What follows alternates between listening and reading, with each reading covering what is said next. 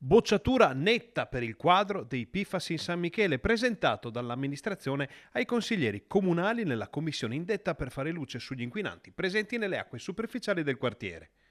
I rappresentanti della minoranza si dicono infatti delusi prima di tutto dalla commissione stessa e dai dati presentati, tanto nel merito quanto nel metodo. Ci aspettavamo una relazione più dettagliata, un'analisi dei dati più completa e soprattutto ci aspettavamo la presentazione di quello che sarà il piano di monitoraggio previsto per i prossimi mesi.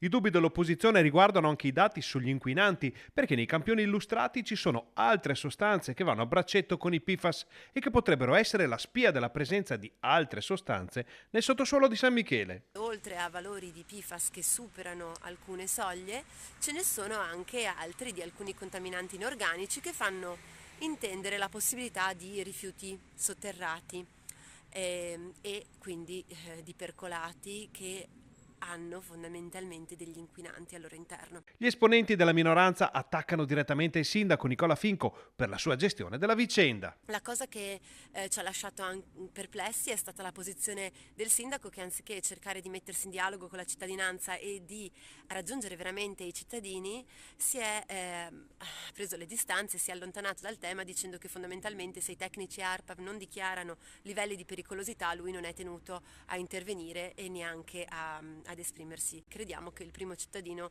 debba essere disponibile comunque all'incontro con i cittadini, alla condivisione di alcune preoccupazioni e alla massima comprensione.